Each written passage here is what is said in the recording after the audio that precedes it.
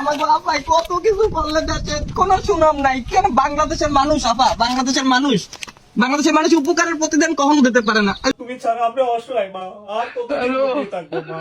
মা তুমি ফিরে আসো মা, মা মা আসো আমার কাছে আসো মা, মা।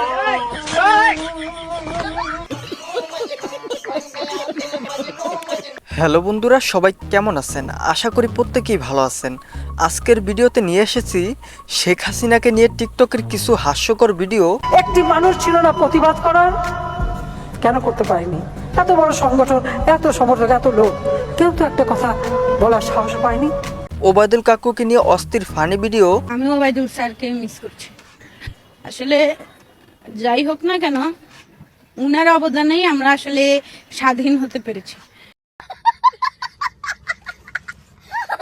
এবং ব্যারিস্টার সুমনকে পচিয়ে তৈরি করা জনপ্রিয় কিছু টিকটক। আমি কই আছি আপনারা জানেন? আমি তো কই না, আপনারা জানবে কেন? এই যে দেখেন বিরিতের উপরে আছি।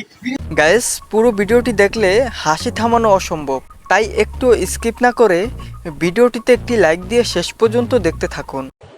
এই সময় কম, শুরু করো।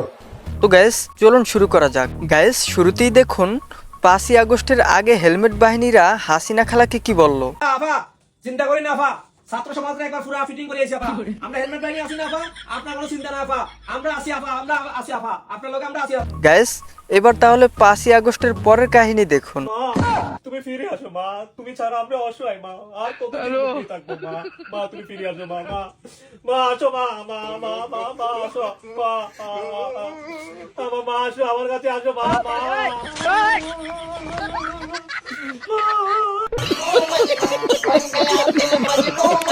গাইস, এবার দেখুন শেখ হাসিনার ডায়লগের একটি টিকটক। একটি মানুষ ছিল না প্রতিবাদ করার? কেন করতে পারেনি? এত বড় সংগঠন, এত সমর্থক, এত লোক, কেউ তো একটা কথা বলার সাহস পায়নি। 15ই আগস্ট থেকে 16ই আগস্ট ওই লাশ পড়েছিল। বন্ধুরা, এরপরে দেখবেন হাসিনা খালার জন্মদিন উপলক্ষে তার কর্মী সেলিব্রেশন করতে গিয়ে কি বলল। আমাকে আপাই কত কিছু বললে দেশে কোনো সুনাম নাই কেন? বাংলাদেশের মানুষ আপা, বাংলাদেশের মানুষ উপকারের প্রতিদান কখনো দিতে পারে না। আজকে আমার বার্থডে গেছে, গতকালকে বার্থডে গেছে, আমার বার্থডে পালনটাও দেশে করতে দিলে না। আরে মেট্রোল করছেন, পদ্মা সেতু করছেন, বঙ্গবন্ধু টানেল করছেন, কেউ মনে রাখে নাই, কেউ মনে রাখতে পারলে না। আমার মন মানসিকতা আর জন্য আছে। আমি একজন ছাত্রলীগ কর্মী, যদিও রাস্তাঘাটে বই আপনার বার্থডে পালন করতে পারি না। তাদের এই হাস্যকর ভিডিওগুলো টিকটকে ব্যাপক জনপ্রিয় হচ্ছে। 5 টাকার একটা কেক যদি আপনার জন্য আমি ব্যয় করতে না পারি, তাইলে কিসের ছাত্রলীগ কর্মী হইলাম? হ্যাপি বার্থডে টু ইউ, ও টু ইউ, ও টু ইউ। গাইস, তাদের এই ভিডিওগুলো দেখলে হাসি থামানো যায় না। হ্যাপি বার্থডে টু, একটু খারাপ একটু খারাপ কান্দেন না। মুদির লাগে কেমন তেমন আছেন? মুদি কি কেক খাওয়াই চলে? খাওয়াই নাই জানি।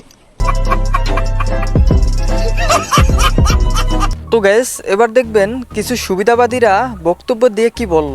আমরাই তো সবার আগে নেতৃত্ব দিছি, তারপরও এই যে বিগত যে ফ্যাসিস্ট সরকার ছিল, আমরা সবসময় তাদের সঙ্গে ছিলাম। সরি, এখন তো চলে গেছি না? না, আমরা ছিলাম না, আমরা আন্দোলনে ছিলাম, গোপনে শুনতে গোপনে করছিলাম, বারবার খালি সত্যি কথা বাইরে যায়। তাদের এই ফানি কন্টেন্টগুলো বাস্তবতার সাথে মিল রেখে তৈরি করা হয়েছে। আমরা ছাত্রদের সঙ্গে ছিলাম। হ্যাঁ, যখন ছাত্রদের উপর পুলিশ তুমুল ভাবে অত্যাচার করে, গুলিগালাজ করে, আমরা বাসায় বসে নেটে দেখছি, আমাদের কলিজাটা ভাই ঠিক আছে।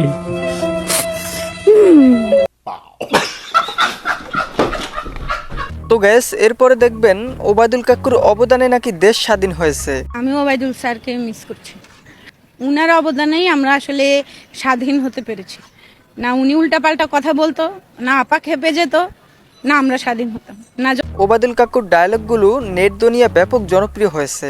ডিরেক্টলি পজিটিভ না হোক, নেগেটিভলি উনি আমাদেরকে অনেক সাহায্য করেছে। উনি বুঝিয়েছে যে তারা স্বৈরশাসক, আর তাদের হাত থেকে আমাদের মুক্তি পেতে হবে, তাদেরকে নিপাত করতে হবে। যেখানে মাঠও আমাদের, প্লেয়ারও আমাদের, রেফারিও আমাদের, এটাই।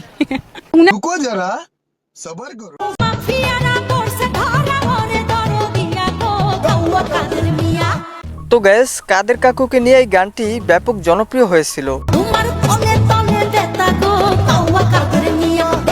গানটির শিরোনাম হচ্ছে কাউয়া কাদের মিয়া।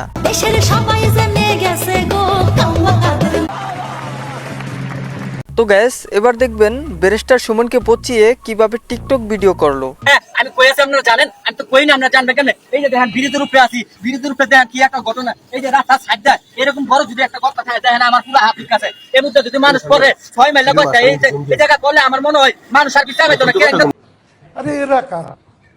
গ্যাস সে কিন্তু দালাল হলেও এলাকার উন্নয়ন করেছে। এর দালাল বলুন আর যাই বলুন, এ কিন্তু অনেক ভালো ভালো কাজ করছে, তার নিজ এলাকায় মনে করেন যথেষ্ট পরিমাণ কাজ করছে। আর যাই হোক ভাই, নিজের পকেটের টাকা অন্যের পিছনে খরচ করা এই মানুষগুলো কখনো খারাপ হইতে পারে না।